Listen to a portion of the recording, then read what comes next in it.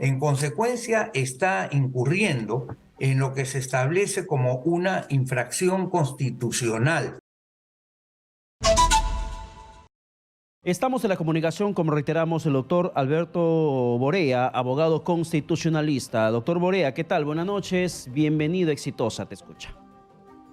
¿Cómo están, Pedro y Katiuska? Qué gusto estar con ustedes. A usted, muchas gracias por el tiempo que nos da para poder aclarar lo que ha ocurrido. El presidente Pedro Castillo ha interpretado una negación de la cuestión de confianza. ¿Cuál es su lectura, por favor, de lo que ha ocurrido el día de ayer por parte del Pleno del Congreso y también por la renuncia de Aníbal Torres Vázquez en respuesta de esto?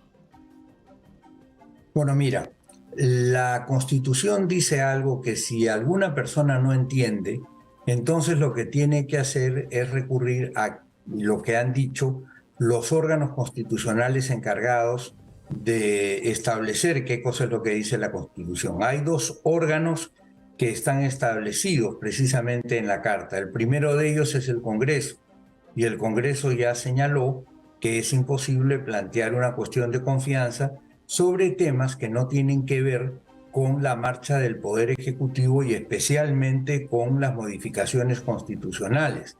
Porque de acuerdo a lo que dice el texto de 1993, pero además lo que dice la doctrina en todas partes respecto a lo que se denomina el poder constituyente derivado, esta es una facultad exclusiva del Congreso de la República, al punto tal que en una ley ordinaria el presidente de la República puede vetarla, puede participar en la discusión, pero en una discusión sobre el tema constitucional no pueden participar sino los que están en el Congreso, y el presidente de la República, una vez que se aprueba el cambio constitucional, no puede vetar esa norma, es decir, no tiene poder para eso. Entonces, no puede tener ninguna posibilidad de decir: o ustedes me aprueban esto, o yo entiendo que no tengo la confianza del Parlamento, entre otras cosas, porque el presidente de la República fue elegido dentro de esa estructura que está establecida en la Constitución,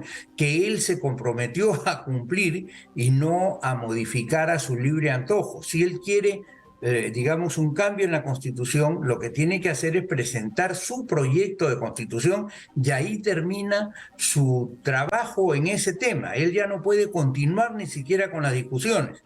Esas discusiones le corresponden al Congreso de la República. Entonces, si el presidente de la República desconoce lo que dice el Congreso, desconoce lo que dice la doctrina respecto al tema de lo que es la facultad constituyente derivada o de reforma, el poder constituyente de reforma, y si tampoco sabe lo que dice el texto cuando establece que quienes, interpretan, si hay en un caso de conflicto de interpretaciones, lo que dice la Constitución es el Tribunal Constitucional, que ya dijo que esa norma es perfectamente válida, entonces esa persona está cometiendo una infracción constitucional. Y en este caso, Pedro Castillo está violando directamente lo que establece el artículo 118, inciso 9 del texto de 1993, que dice que corresponde al presidente de la República cumplir y hacer cumplir las sentencias y resoluciones de los órganos jurisdiccionales. No dice aquí: corresponde al presidente de la República reclamar después de que los órganos constitucionales se hayan pronunciado, o levantar banderas de rebeldía después de que los órganos constitucionales se hayan pronunciado. Eso no dice. Si eso dijera, de repente Castillo tendría razón, pero no dice eso, lo dice bien claro. En consecuencia, está incurriendo en lo que se establece como una infracción constitucional. Está abordando lo que se llaman las competencias de otro poder del Estado. Y eso en un Estado constitucional no se puede. Eso lo pueden hacer los dictadores, los tiranos, los gobernantes que están, por ejemplo, al frente de sistemas comunistas, que hacen lo que les da la gana y que nadie puede controlarlos en el ejercicio del poder. Pero eso no es lo puede pasar en la democracia. Pero doctor Borea, ¿quién tendría la última palabra en esta pelea ahora de interpretaciones de la Constitución o del reglamento del Congreso? Porque el Congreso dice, yo no te denegué la confianza, rechacé por improcedente. Y el gobierno dice, me denegaste la confianza. Y es más, no solamente es el presidente con su mensaje a la nación, también es el propio ministro de Justicia, o exministro de Justicia, Félix Chero, quien hace unos días atrás había calificado como ilegítima la ley que el Tribunal Constitucional el día de ayer ratificó como constitucional. Esta ley que delimita el tema de convocatoria de referéndum. Y hoy día Félix Chero en sus redes sociales de ha dicho que si tú haces, es por denegatoria. Si tú haces un ranking, Pedro Chero en materia constitucional, digamos que habemos más o menos 50.000 abogados en el Perú o 30.000 abogados en el Perú. Debe estar si hay 30.000, debe estar del 29.700 para abajo. O sea, no es precisamente una autoridad en esta materia.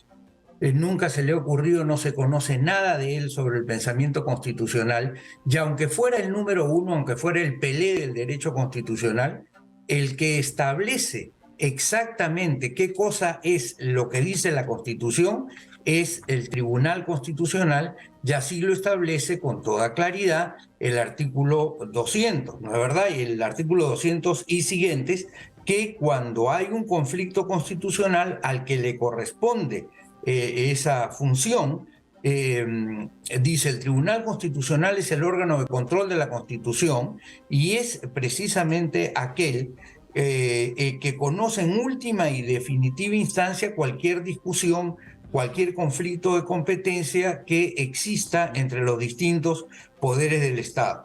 Y en consecuencia, una vez que se ha pronunciado el Tribunal Constitucional, se aplica un aforisma que viene desde Roma, es decir, que tiene 2.300 años, que dice Roma locuta causa finita, que quiere decir cuando Roma ha hablado, se acabó el tema, ya no hay más que discutir. En consecuencia, no puede pretender ni Castillo, ni Chero, ni ninguno que pretenda hacer alquimia constitucional, decir lo que dice la Constitución, porque eso ya lo dijo primero el Congreso y segundo lo dijo el Tribunal Constitucional.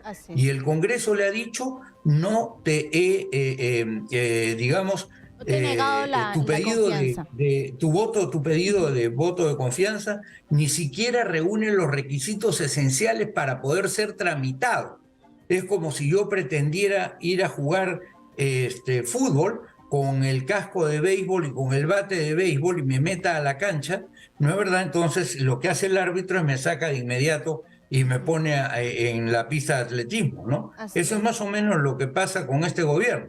Pretende hacer lo que le da la gana y pretende interpretar lo que le da la gana. No hay peor sordo que el que no quiere oír y no hay peor ciego que el que no quiere ver. Así es, yo quiero preguntarle por ese documento que ha presentado el Grupo Parlamentario Avanza País, donde pretende declarar incapacidad temporal del presidente Pedro Castillo y se ha acogido del artículo 114 de la Carta Magna y en el 115. ¿Cuál es su opinión sobre esto? ¿Incapacidad temporal? Bueno, el artículo 114 establece específicamente que se suspende por incapacidad temporal del presidente declarada por el Congreso. Y el 114 viene a continuación del 113, donde se establecen los casos de vacancia presidencial. Cuando hay vacancia, hay una suerte de, digamos, dejar de estar para siempre en el cargo o de ahí en adelante en el cargo para el cual ha sido elegido.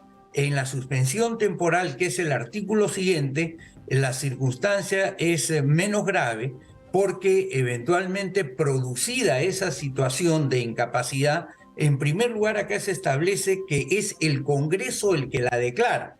O sea, el encargado de definir la incapacidad temporal del presidente es el Congreso.